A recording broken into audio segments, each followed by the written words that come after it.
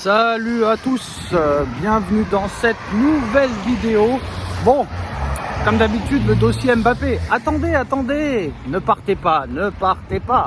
Je sais que vous en avez marre des médias espagnols, des médias italiens, des médias français, des médias anglais, portugais, de toutes les villes du monde entier sur les rumeurs de Mbappé. Vous voulez du concret. C'est ça que vous voulez. Vous voulez des sources sûres. Et qui mieux que le président du Paris Saint-Germain pour vous faire peut-être une analyse très intéressante sur le dossier Kylian Mbappé. Voilà. On ne va pas redire ce qu'on dit à chaque fois, que le Paris Saint-Germain n'a pas de concurrence au niveau de l'offre salariale, au niveau des primes, au niveau des droits à l'image, au niveau des primes de fidélité, des Jeux Olympiques, du pouvoir dans le club. Au PSG, il aura ce qu'il veut. Au Real Madrid, il aura ce qu'on lui donnera, très clairement. Maintenant, on a vu encore une fois l'importance de Kylian Mbappé hier contre Brest, qui a fait un match assez exceptionnel. Bon d'accord, c'est Brest, mais Brest est potentiellement une équipe de Ligue des Champions, parce que oui, à l'heure où on parle, Brest est qualifié pour la prochaine Ligue des Champions l'année prochaine, sachant qu'il y a une nouvelle version de la Ligue des Champions l'année prochaine. Excusez-moi. Et les 4 premiers de Ligue 1 iront en Ligue des Champions, les 3 premiers directement. Donc pour l'instant, Brest est potentiellement une équipe de Ligue des Champions la saison prochaine. Mbappé a été très important. D'ailleurs, il est important à presque tous les matchs. Hier, il a reçu un tacle assassin. Il s'est relevé en 2 secondes. Et vous pensez vraiment que les dirigeants parisiens resteront les bras croisés en le laissant partir et en allant au Real Madrid? Non, ça n'a pas de sens. En plus de ça, on vient d'apprendre qu'apparemment l'offre que le PSG propose est encore supérieure à celle annoncée par les médias.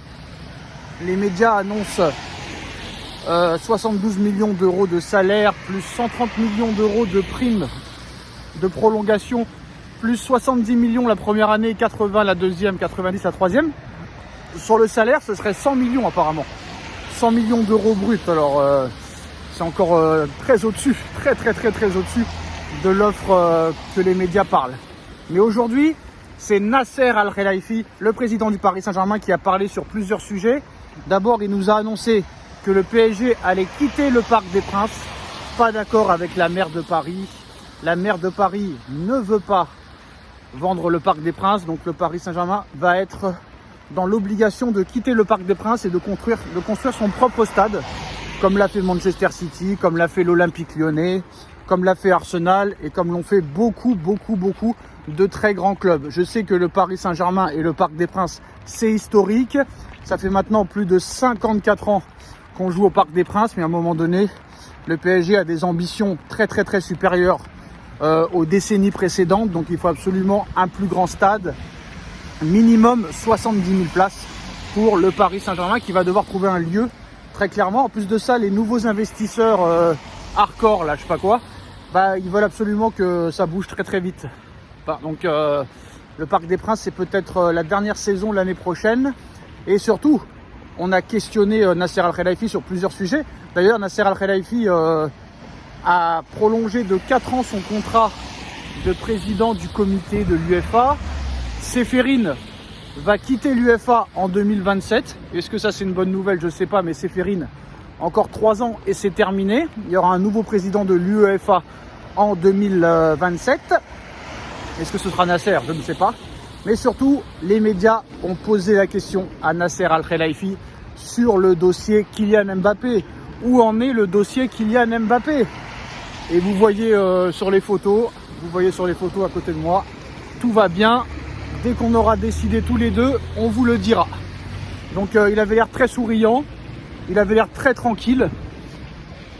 Honnêtement, d'habitude, je le sens qu'il est un petit peu stressé. Quand Messi était présenté en 2021, il avait dit Mbappé, il a plus d'excuses pour ne pas rester. 1 an plus tard, il a prolongé. L'année dernière, on envoyait Mbappé au Real. Il a dit que très clairement, il faut que Mbappé signe un nouveau contrat avec le Paris Saint-Germain. Et là, je le trouve très tranquille. Voilà. Très tranquille, sans froid. beaucoup de sang-froid.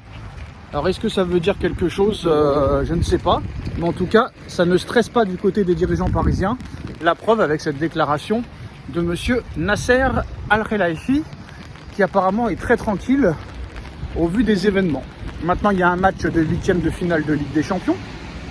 Alors d'après l'équipe a annoncé ce matin qu'apparemment Mbappé avait l'intention de donner sa réponse au mois de février.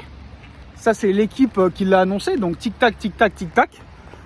Quand on voit ce que l'équipe dit, il est impossible, si vraiment Mbappé donne sa décision finale et définitive et officielle pendant ce mois de février, il est impossible qu'avant un match de Ligue des Champions et avant une fin de saison, que Mbappé dise qu'il part du PSG pour aller au Real.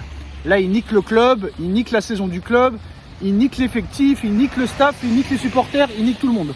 Donc c'est impossible. Si vraiment Mbappé donne une réponse sur son avenir au mois de février, ce sera une prolongation de contrat. Sinon, plus ça durera, plus il est possible peut-être qu'il aille au Real. Mais vu l'offre du Paris Saint-Germain, vu les déclarations de Nasser, vu l'importance de Mbappé sur le terrain, vu le salaire proposé entre les deux clubs, les droits à l'image, les primes, les commissions, la durée du contrat, le pouvoir, je pense que très clairement, on avance sur une prolongation de contrat. Et je pense que Mbappé utilise très clairement le Real Madrid pour prolonger et signer un contrat historiquement incroyable financièrement du côté du Paris Saint-Germain. Mbappé a un plan, Mbappé veut marquer l'histoire du football, Mbappé veut marquer l'histoire du Paris Saint-Germain.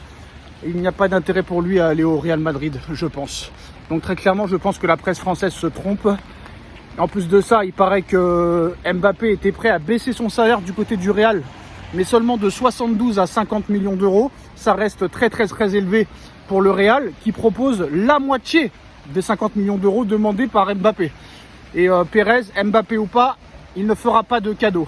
Donc quand on voit tous ces assemblements, tous ces arguments, on les prend en considération, on les marque sur une feuille, on lit entre les lignes, et on peut penser que monsieur Mbappé prolongera au Paris Saint-Germain. Donc on verra maintenant. Je pense que si vraiment le PSG passe les 8e, ce sera annoncé après la prolongation. Par contre, si le PSG se fait éliminer, peut-être que là, très clairement, Mbappé en aura marre et il n'aura pas de signes distinctifs qui lui permettent de penser qu'un jour le PSG gagnera la Ligue des Champions. Et là, il y a possiblement problème et peut-être un départ envisagé. Mais si Paris passe les 8e, je pense que si le contrat reste comme ça du côté du Real et le contrat du PSG est aussi haut, il n'y aura pas de problème, Mbappé prolongera. Dites-moi en commentaire ce que vous en pensez, on like, on partage, on commente, on s'abonne et on se retrouve très vite pour de nouvelles vidéos et de nouvelles informations. Tchuss.